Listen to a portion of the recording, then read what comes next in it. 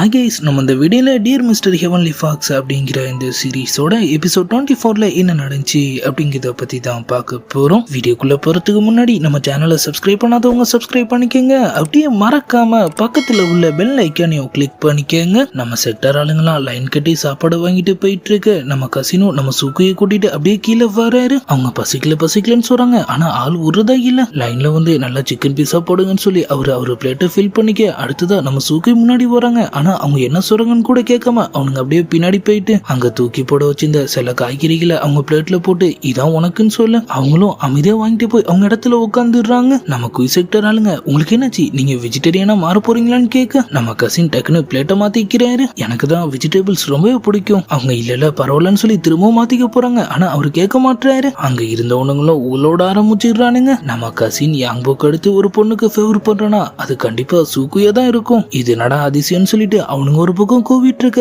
அவங்களுக்கும் குசியா தாங்கல. அப்படியே அவரை பார்த்து வெக்கப்பட ஆரம்பிச்சிடுறாங்க. ஆனா அவருக்கு நல்லாவே புரியுது அவனுங்க வேணும்னு தான் அப்படி பண்ணிருக்கானுங்க. இதுவே பழைய சூக்குயா இருந்தா அவ கண்டிப்பா சும்மா இருந்திருக்க மாட்டா. நம்மளும் இந்த விஷயத்த சாதாரணமா விடக்கூடாதுங்கிற மாதிரி அவரு சொல்ல நைட்டோட நைட்டா ஆள் வெளியே வெயிட் பண்ணிட்டு இருக்காரு. அவனுங்களும் அப்படியே அங்க வரானுங்க. எதுக்காக சூக்குக்கு அந்த மாதிரி சாப்பாடு கொடுத்தீங்க? வேற என்னடா பண்ணுவாங்க, அவளாலதான் எங்க சூசைக்டரை சேர்ந்த நிறைய பேர் செத்து இருக்காங்க. அவளுக்கு இந்த அழிவு போன காய்கறியை அதிகம் அவன் சொல்ல நம்மளும் டென்ஷன் ஆயிட்டு அவன் மூஞ்சிலே ஒண்ணு வைக்கிறாரு. ஃபைட் ஸ்டார்ட் ஆயிடுது. 3 பேரும் அடிச்சுட்டு விழுகிறாங்க. நம்ம கசினா அவனுங்க கீழே தள்ளி மாத்த ஆரம்பிக்க ஆள் டக்குன்னு சூப்பர் ஹீரோவா மாறிடுறாரு. ஒரே செகண்ட்ல அவனுங்களை தவுச்சு எடுத்து 2 பேரையும் அப்படியே லாக் பண்ணிட்டு அழிவு போன காய்கறினா அவ்வளவு டேஸ்டா இருக்குமா, இந்த ட்ரை பண்ணு. 2 பேர் வாயிலையும் அதை எடுத்து திணிக்கிறாரு. அவனுங்களும் வேணான்னு கத்துறானுங்க. உங்களை கடைசி வாட்டியா வான் பண்றான். சூஹெட் வேற சூக்கு வேற அதை புரிஞ்சு நடந்துக்காங்க. அவனுங்களும் விட்டா போதும் அங்கிருந்து ஓடிடுறானுங்க. அவங்களும் அங்கதான் இருக்காங்க. நம்ம கசின் அவங்களுக்காக மாவீரன் கசினா மாறினதை பார்த்துட்டு அவங்களும் டக்குன்னு ஓடி வந்து அப்படியே ஒரு லிப்ஸ்லயே கிஸ் பண்ண இது சற்றும் எதிர்பார்க்காத நம்மால் அப்படியே ஃப்ரீஸ் ஆயிடுறாரு. அவங்களும் வெக்கப்பட்டுட்டே வந்த வேகத்துல திரும்ப அப்படியே உள்ள போக அவங்களுக்கு ஒரு பக்கம் குசியா தாங்கல. அவன் எனக்காக இந்த அளவுக்கு போவான்னு நான் நினைச்சே பார்க்கல. உள்ள இருந்து அவங்க சிரிப்பு போட்டுட்டு இருக்க வெளியிருந்து நம்மால் அப்படியே பல்ல கட்டின மணிக்கு அவங்க ரூமை பார்த்துட்டு அப்படியே உட்காந்துட்டு இருக்காரு. அவரு ஃப்ரெண்ட் அங்க வராரு. உனக்கு என்னாச்சு, ஏன் அப்படி உட்காந்துட்டு இருக்க? அவர் அப்படியே மேல பார்த்து சிரிச்சிட்டு இருக்க. ஐயோ நம்மளுக்கு பைத்தியம் பிடிச்சிச்சு போலயே. அவர் அப்படியே அவர் கையை பிடிச்சு அவரை நெஞ்சில வச்சுட்டு ஹார்ட் படப்படன்னு துடிக்குதா. அது அதுக்கு சொந்தமானவங்க கிட்ட போ நினைக்குதுன்னு அவரு சொல்ல புரிஞ்சு போச்சு. நம்ம பையன் லவ்ல விழுந்துட்டான், இனிமே அவனை யாராலையும் காப்பாற்ற முடியாதுன்னு சொல்லிட்டு அவர் அப்படியே அங்கிருந்து கிளம்ப அவரும் அவங்க ரூம் வாசல பார்த்து அப்படியே உமா கொடுத்துட்டு இருக்காரு. நம்ம ஹீரோயினும் அவங்க அப்பாவும் மீட் பண்றாங்க. நீ ரொம்பவும் இழைச்சிட்ட, ஜாங் உன்னை ஒழுங்காவே கவனிச்சிக்கலன்னு அவரு கேட்க பின்ன நான் பண்ண வேலைக்கு என்னை எப்படி பார்த்துப்பாங்க? ஆனா பிரச்சனை இல்ல, நான் தான் இப்ப இங்கே வந்துட்டேனே, இனிமே ஃபுல்லா சாப்பிட்டு குண்டாயிடுவான்னு அவங்க சொல்ல அதுக்குன்னு நீ திரும்ப குய் மவுண்டனுக்கு வா, உனக்கு பிடிச்ச எல்லாத்தையும் சமைச்சு கொடுத்து நான் உன்னை கவனிச்சிக்கிறேன்னு அவரு சொல்றாரு. அவங்க அப்பதான் அவங்க அங்க வரப்போறதுல திரும்ப ஃபாக்ஸ் கிளானுக்கு தான் போறாங்கிற விஷயத்த அவர்கிட்ட சொல்றாங்க. ஜாங்கோட ஹார்ட் சோல நான் ஒண்ணுமும் அவர்கிட்ட திரும்ப கொடுக்கல. அவரும் அப்ப சரி நீ அந்த வேலையை முடிச்சுட்டு வர வரைக்கும் நான் வெயிட் பண்றேன்னு சொல்றாரு. நம்ம ஹீரோயினும் சிரிப்பா போட்டுறாங்க. கூடவே அவங்க அந்த ஜெயிட் பீஸ தொலைச்ச விஷயத்தை அவர்கிட்ட சொல்ல லைட்டா சாக்குறாரு. என்னது டைம் ஜிபி தொலைஞ்சிருச்சா? நம்ம ஹீரோயினும் உண்மையிலேயே அது என்னன்னு கேட்க அவரும் அவர் வாயை துறக்கிறாரு. அது ஜீக்லானோட ஒரு ட்ரெஸரி. ஜீக்லானா அம்மாவோட கிளானா? அவரும் ஆமான்னு சொல்றாரு. அவங்க அதை யூஸ் பண்ணி தான் ஃபேக்கட் கிங்கோட பவர்ஸை கண்ட்ரோல் பண்ணாங்க. உன் அங்குளும் ஆன்ட்டியும் அவங்கள ப்ரொடெக்ட் பண்ற முயற்சியில அந்த கிங் கிட்ட மாட்டிக்கிட்டாங்க.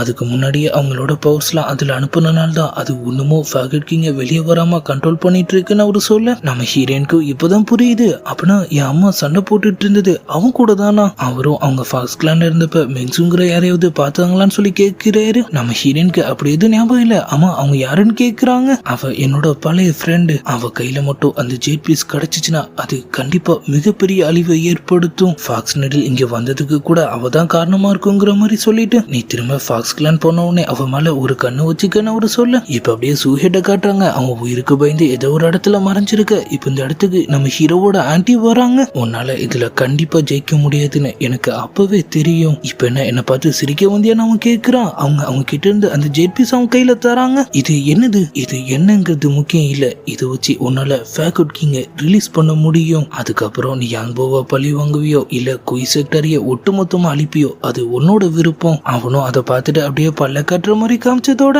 நம்ம ஹீரோயின் மெங்ஸோ பத்தி நம்ம ஹீரோ கிட்ட கேட்டுட்டு இருக்காங்க. ஆனா அவருக்கும் அவங்கள பத்தி எதுவுமே தெரியல. அவர் அது யாருன்னு கேட்க அது பெரிய கதை, ஃபாக்ஸ் கிளான் போனதுக்கு அப்புறம் நான் சொல்றேன். நம்ம கசின் என்னது திரும்ப ஃபாக்ஸ் கிளான் போறியா? நானும் அவன் கூட வருவேன்னு சொல்ல நீ வந்துட்டா சுகை யார் பார்த்துப்பான்னு அவங்க கேக்குறாங்க. அவங்களும் அப்படியே அவரை பார்க்க அவரும் அவங்களும் அவங்கள அப்படியே பார்க்க நம்ம ஹீரோயின் சிரிப்பை போட்டுடுறாங்க. இப்ப இதுக்காக உன் கண்ணெல்லாம் சவுக்குது, நான் சொன்னலாம் மாஸ்டர், கண்டிப்பா உங்களுக்குள்ள ஏதோ இருக்குன்னு சொல்லிட்டு அவங்க ஒரு பக்கம் சிரிப்பா போட அவங்களும் எதுவுமே தெரியாத மாதிரி அப்படியே சாப்பிட ஆரம்பிச்சிடுறாங்க. நம்ம செக்டார் மாஸ்டர் அவர் அசிஸ்டன்ட்லாம் கூட அதை பார்த்து அப்படியே சிரிச்சிட்டு இருக்க அவசர அவசரமா அவங்க சீனியர் இப்ப உள்ள வராரு. எங்க தெரியும் சூஹிட் எங்களால கண்டுபிடிக்க முடியல. அவரு பேரை கேட்ட உடனே நம்ம சூக்கையும் லேட்டா அப்செட் ஆகுறாங்க. தேட்டர் இடத்த இன்னும் அதிகப்படுத்துங்க, அவனை கண்டுபிடிச்சு ஆகணும். அப்புறம் அப்படியே அங்கிருந்து கிளம்ப நம்ம கசினும் அவங்கள அப்படியே சமாதானப்படுத்த ஆரம்பிச்சிடுறாரு.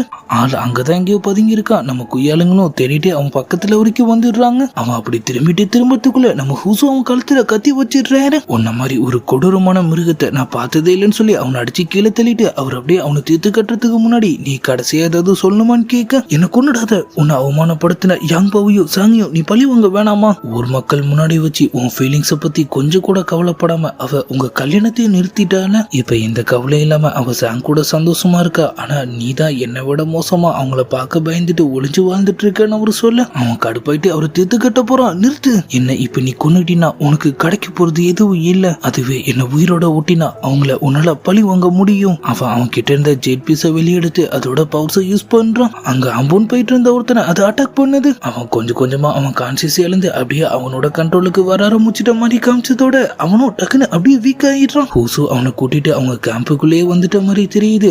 அவனோட ரூம்ல அவனை மறைய வச்சு கதவை லாக் பண்ண போக நம்ம ஹீரோனும் நம்ம ஹீரோவும் அங்க வந்துடுறாங்க. அவனும் எதுவுமே தெரியாத மாதிரி அப்படியே கேஷுவலா வெளியே வரான். உனக்கு ஏதாவது வாங்கணுமான்னு கேட்க, இந்த நேரத்துல வெளியே போறீங்களா? நீங்க மட்டும் இந்த நேரத்துல ஊர் சுத்திட்டு வரலாம், ஆனா நான் போக கூடாதா? அவங்களும் எதுவுமே சொல்லாம அப்படியே மேல போயிடுறாங்க. அவன் திரும்பவும் உள்ள போய் கதவை சாத்திக்கிறான். சுஹேடு, உனக்கு வாழணும்னு ஆசை இல்லையான்னு கேட்க, உன்னை எல்லா இடத்துலயும் எங்க ஆளுங்க தேடிட்டு இருக்காங்க. இப்ப உனக்கு பாதுகாப்பான இடம்னா அது இது மட்டும்தான். அவன் யூஸ் பண்ண அந்த பப்பட் மெத்தட் பத்திலாம் அவரு கேட்க, அவசரப்படாத, நான் ஹீல் ஆனதுக்கு அப்புறம் நானே உனக்கு அதை கத்து தரேன். இப்ப அப்படியே நம்ம ஹீரோயின் இன்னமும் சுஹேட அவங்களால கண்டுபிடிக்க முடியலங்கிறத அவங்களால சுத்தமா நம்ப முடியல. அவனுக்கு அப்பவே ரொம்பவே காயப்பட்டுருந்துச்சு. அவனால எப்படி இந்த இடத்த விட்டு தப்பிச்சிருக்க முடியும்? அவங்க அப்பாவும் அவன் கண்டிப்பா ரொம்ப தூரம் போயிருக்க முடியாது, நம்ம ஆளுங்க சீக்கிரமாவே அவனை பிடிச்சிருவாங்கன்னு சொல்றாரு. அது வரைக்கும் நீதான் கொஞ்சம் ஜாக்கிரதையா இருக்கணும். அவன் எங்க எல்லாரையும் விட ஓமாலதான் ரொம்பவே கோவமா இருப்பாங்கிற மாதிரி அவரு சொல்ல அவங்களும் ஏதோ ஒரு விஷயத்த பத்தி ரொம்ப தீவிரமா யோசிச்சுட்டு இருக்கிற மாதிரி தெரியுது. இப்ப அப்படியே சூஹேடு அவன் இன்னமும் அவனை ஹீல் பண்ணிட்டு இருக்கான். அவன் வயிற்றுல இருந்து வர ரத்தமும் வந்துட்டு இருக்கு. நம்ம ஹூசு நான் வேணா உன்னை ஹீல் பண்ணட்டுமான்னு கேட்க அவன் வேணான்னு சொல்லிடுறான். நீயா எப்ப சரியாகுது,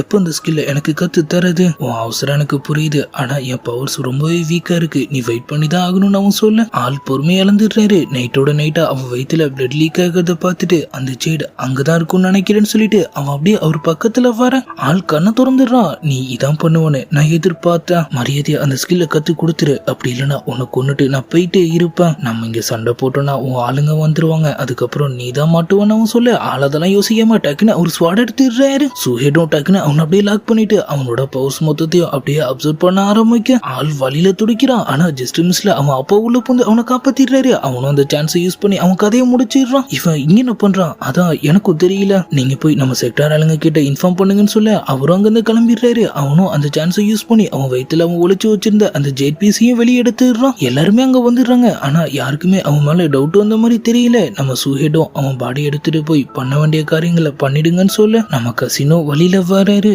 இந்த விஷயம் அவளுக்கு தெரியாம பாத்துக்காங்க, அவரும் கண்டிப்பா நாங்க யாரும் சொல்ல மாட்டோம்னு சொல்றாரு. ஆனா நம்ம சூக்கி பின்னாடி தான் நின்னுட்டு இருக்காங்க. அவங்க ஒரு பக்கம் அப்படியே ஆரம்பிக்க நைட்டோட நைட்டா நம்மளும் அவன் வேலையை காட்ட கிளம்பிடுறான். காட்டு பகுதியில தனியா இருந்த ஒரு தாத்தா கிட்ட அவன் அவனோட பவர்ஸை யூஸ் பண்ண டக்குன்னு அவனோட அப்பாங்க வந்து அந்த பேட்சை தட்டி விட்டுறாரு. உன் முகரைய பார்க்கும் போது நான் சந்தேகப்பட்டேன் நீ இந்த மட்டும் ஏதோ பண்ண போறான்னு. அவங்க ரெண்டு பேரும் திரும்ப மேன்ஷனுக்கு வந்துடுறாங்க. அவ அதை திரும்ப கொடுத்துருங்கன்னு சொல்ல ஆள் முடியாதுன்னு சொல்றாரு. நான் ஃபாக்ஸ் கிளானை சமாளிக்கிறதுக்காக தான் அந்த பவரை கத்துட்டு இருந்தா, நீ சொல்றத நான் நம்புவேன் நினைச்சியா? ஹூசு நீ நாளுக்கு நாள் தப்பான வழியில போயிட்டு இருக்க. நம்ம கிளானுக்குன்னு ஒரு பொறுப்பு இருக்கு, உனக்குன்னு ஒரு கடமை இருக்கு, அதெல்லாம் புரிஞ்சு நடந்துக்குன்னு அவரு சொல்ல அவனும் அவர் முன்னாடி மண்டிட்டு மன்னிப்பு கேட்கிற மாதிரி அவன் அம்மாவை அவரே மிரட்டி சூசைட் பண்ணிக்க வச்சதெல்லாம் நினைச்சு பார்த்துட்டு பக்கத்துல இருந்த கத்தி எடுத்து டக்குன்னு அவர் வயிற்றுலயே சொருகிடுறான். அந்த பேட்ச் அவனுக்கு கிடைச்சிருது. அவன் ஒரேடியா அவரை போட்டு தள்ள ட்ரை பண்ண நம்ம ஹீரோ அங்க வந்துடுறாரு. அவரை சமாளிக்க முடியாதுன்னு தெரிஞ்சுட்டு அவனும் அங்க எஸ்கேப் ஆக நம்ம ஆளுங்க எல்லாருமே அங்க வந்துடுறாங்க. அவனை பிடிங்க. ஆனா ஹூஹேடு வேணான்னு சொல்லிடுறான். இனிமே